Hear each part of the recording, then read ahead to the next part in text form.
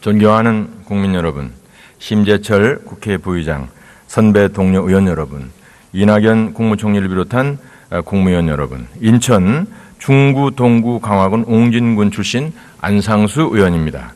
총리 나와주시죠.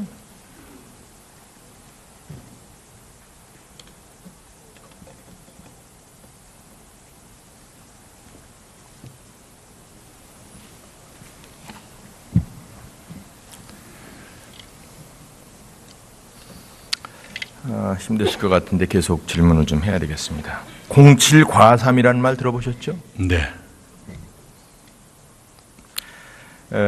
등소평이 모태동 평가 요청을 받았을 때 공은 7이고 과는 3이라고 평한 것이죠. 네. 모태동이 대약진 운동과 문화혁명 등으로 4천만 인민을 죽음으로 내몰고 등소평 자신을 3번이나 실각시키고 장남을 고문으로 하반신을 마비시키는 등 정치 탄압을 했죠.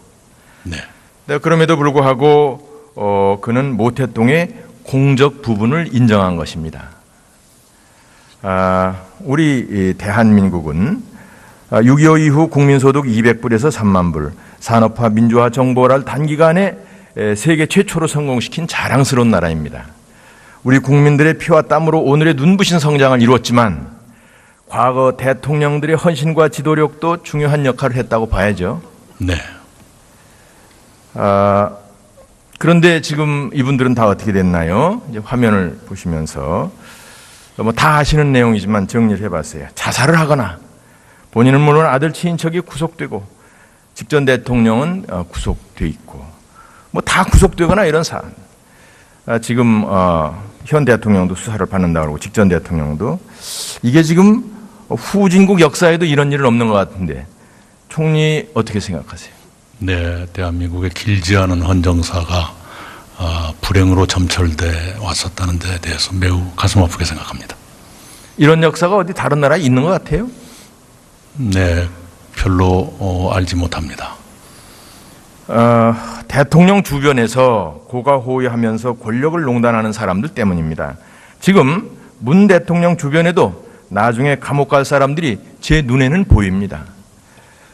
이제 제왕적 대통령제를 폐기해야 합니다. 존경하는 정세균 의장님께서도 정치 행태를 개헌하지 않으면 안고 빠진 찐빵이라고 말씀하신 적이 있습니다.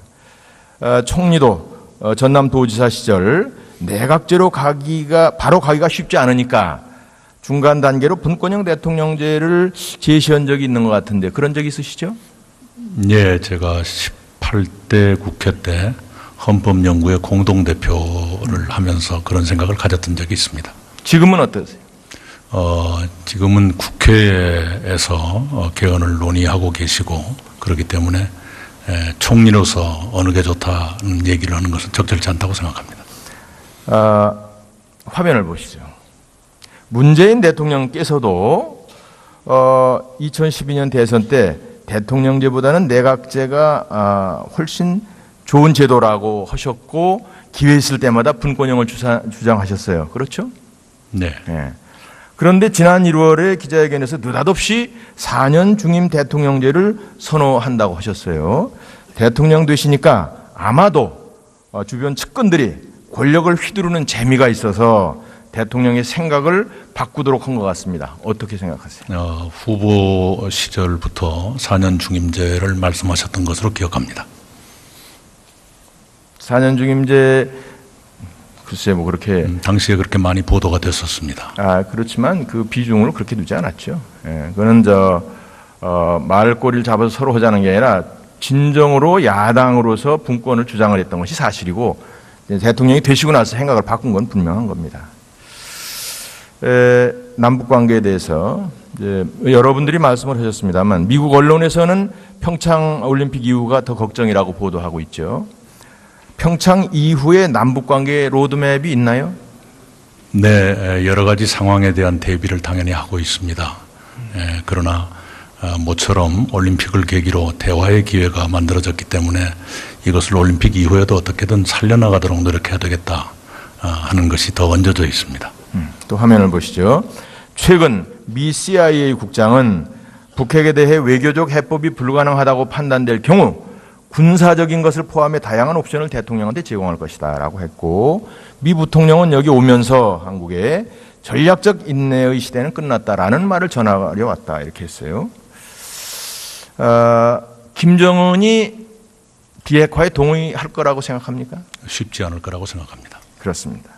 김정은이 비핵화에 동의하지 않으면 국제사회는 계속 제재를 할 것이고, 북한이 반발하면 미국이 핵시설 등에 대한 예방적 대북 타격을 한다는 설이 있는데 어떻게 생각하십니까? 네, 아까 안 의원님께서 화면으로 보여주신 것 가운데 펜스 부통령의 발언, 전략적 인내의 시대는 끝났다는 그 전략적 인내는 오바마 대통령의 대북 정책은 이제 바뀌었다라는 뜻이라고 저는 받아들입니다. 그리고 군사적 선택은 문재인 대통령께서 그 누구도 대한민국의 동의 없이 군사행동을 할 수가 없다고 말씀하셨고, 트럼프 대통령은 문재인 대통령을 100% 지지한다 이렇게 말씀했습니다. 어느 경우에도 한미 간의 합의 없는 어떤 그런 선택은 있을 수 없다고 생각합니다.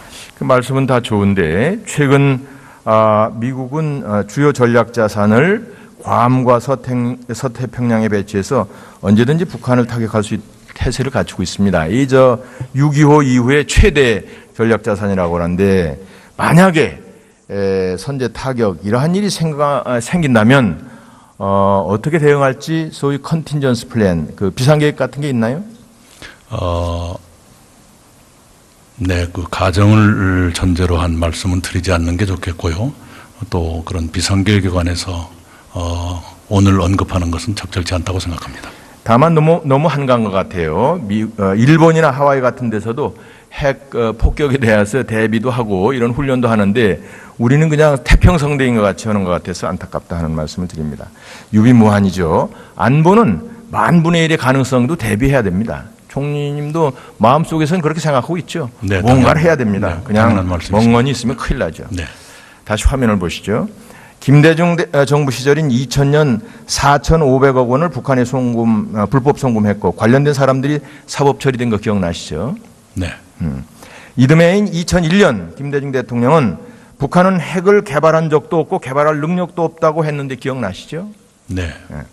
그런데 작년에 푸틴 대통령이 증언하기를, 같은 해 2001년 북한을 방문했을 때 김정일은 핵무기를 이미 보유했다라고 자랑을 했습니다. 이 기사 혹시 보셨나요? 네, 읽은 기억이 있습니다. 저도 인천광역시장 시절 김대중 대통령을 모시고 일을 했고 명석한 분으로 존경해 왔는데, 혹시 김 대통령께서 김정일한테 속은 것이라고 볼 수 있지 않을까요? 그렇게 보지는 않고요. 여러 가지 고려도 깔려 있었지 않았나 생각합니다. 그걸 그렇게 말씀하시는 건 너무 이제 언어의 유의죠. 속은 겁니다. 불법 송금한 돈이 결국은 핵무기로 돌아왔다고 생각하는 국민들이 많이 있습니다. 또 노무현 대통령께서는 핵 보유가 억제 수단이라는 북한의 주장이 일리가 있는 측면이 있다라고 말씀했어요. 총리 어떻게 생각하세요?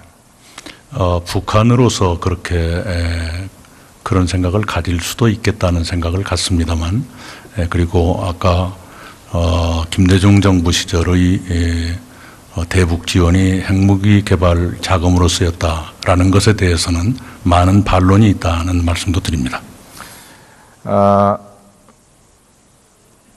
노 대통령의 비서실장 출신인 우리 문재인 대통령도 김대중 노무현 대통령의 대북 정책을 이어받아서 북은 핵을 개발을 하면서 평화 공세를 해 나가면서 결국 지금 그 핵 개발을 하는 상태에서 이번에도 또 올림픽 참석을 하면서 일종의 평화 공세라는 측면도 있는데, 결국은 대한민국 국민에게 핵을 머리에 이고 살게 하는 것 아니냐라고 걱정하는 국민이 많은데 어떻게 생각하세요? 네, 저희들도 당연히 그런 걱정을 가지고 있고요. 그렇게 되지 않도록 하기 위해서 국제사회의 대북 제재와 압박에 동참하고, 때로는 개별적인 대북 제재 압박도 해가면서, 그러나 모처럼 대화의 기회가 왔기 때문에 이걸 어떻게든 살려나가야 되겠다. 그리고 이것이 북한과 미국 사이의 대화라도 연결되도록 했으면 좋겠다. 이런 희망을 가지고 있습니다. 김정은 친형을 외국 공항에서 독살하고 고모부를 고사포로 척살하고 300명의 측근을 처형시킨 잔인무도하고 예측 불가능한 독재자입니다. 김정은 한번 평가해 보시겠어요? 네, 여러 가지 측면이 있겠죠. 그걸 제가 한마디로 여기서 공개적으로 평가하는 것은 자제하고 싶습니다. 이런 사람과 평화가 가능하다고 생각하십니까? 네, 그러나 노력해야 되지 않겠습니까? 올림픽 하루 전날 건군절 열병식 있다고 그래요. 건군절 열병식이라는 게 뭡니까? 네, 군사 퍼레이드를 말하는 것이겠죠. 그런데 보도에 따르면 북한은 이번 2월 8일 행사에 대한 외신의 취재를 불허하는 것으로 나와 있습니다. 그것은 국제사회에 도발한다는 인상을 주고 싶어 하지 않는다는 뜻으로 해석되고 있는 것 같습니다. 뭐 그럴 수도 있지만 아전인수죠. 우리는 한미 군사훈련을 중단시키고 평화올림픽에 단일팀 응원탄 예술단이라는 걸 보내놓고 열병식 군사 퍼레이드를 한다는 게 일반적으로는 납득하기 어렵죠. 그거 어떻게 중지하거나 연결하는 요청해 본 적이 있습니까? 네, 바람직하지 않다고 생각하고 유감스럽게 생각합니다. 저희들도 북한의 그 행사가 어떻게 전개될 것인지 예의주시하고 있습니다. 평창올림픽을 이용해서 핵무기를 완성시킬 시간을 벌고 한미 동맹에 균열을 내려 하는 시도로 보는 사람도 있습니다. 한국 정부가 북한의 기만 전술에 속아 미국과의 혈맹 관계에 갈등과 분열이 생기면 미군이 철수하고 결국은 제2의 월남이 될 수도 있다라고 걱정하는 또 다른 국민들이 계십니다. 어떻게 생각하십니까? 네, 그런 우려를 잘 듣고 있습니다. 그러나 이번 평창올림픽에 북한이 참가하는 것에 대해서 그것 자체를 나쁘게 볼 것은 아니지 않는가 생각을 합니다. 만약에 북한이 참가하지 않고 도발을 계속하고 있었다 그러면 지금 우리는 어떤 상태였을까요? 이것을 북한 나름의 여러 가지 의도가 있을 수 있겠지만 그러나 대화의 창이 열렸다. 이것 또한 하나의 변화이기 때문에 이것을 살려가고자 하는 그런 노력을 북한이 참석을 해야 되죠. 하는 건 좋은데 선수들하고 뭐 필요 없는 응원단이나 좀 참석을 하는 거지 뭐 이렇게 요란을 떨면서 과외의 활동을 함으로 해서 북한의 그런 호전적인 인식을 국제사회에 호도시키려는 시도가 있지 않느냐 하는 걱정인 겁니다. 네, 반대로 북한이 500명 이상의 사람들을 이 자유대안에 보낸다는 것이 체제의 부담으로 볼 때는 북한 쪽이 더 클 수도 있지 않는가 이런 생각도 합니다. 이제 뭐 물론 그렇게 보는 시각도 있지만 뭐 저하고 논쟁을 하려니까 어쩔 수 없겠는데 네. 북한 대변인이신 것 같아. 그럴 리가 있겠습니까? 북한의 체제 부담을 얘기하는 게 북한 대변인이 그렇게 말하겠습니까? 아무튼 저는 우리 대한민국은 UN, 미국과 함께 북한을 압박해서 한반도 비핵화에 동참하도록 하는 것이 가장 바람직하다라고 보는데 어떻게 보십니까? 네, 그것은 지금도 변함없는 우리의 기본적인 입장입니다. 그런데 저도 이제 20년 전서부터 비핵화란 말 들어봤는데 우리나라는 대한민국은 비핵화를 했는데 북한은 계속 개발을 해서 이제 핵이 고도화되고 ICBM, SLBM까지 이렇게 작동이 가능한 그런 상황이니까 이게 도대체 무슨 꼴이냐 이거죠. 네, 그것은 지금 정부도 대단히 엄중하게 생각하고 있습니다. 하여간 총리께서 잘 가다듬어 가지고 일부 뭐 종북 세력들 이런 분들이 호도하는 방향에서 절대로 국민들을 올바로 지켜주시기 바랍니다. 네. 들어가시죠.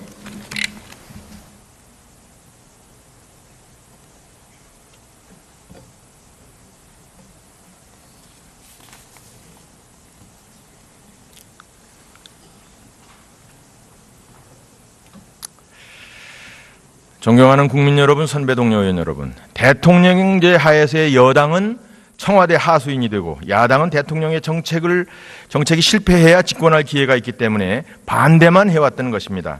서로 싸움만 하는 동물국회가 바로 그것입니다.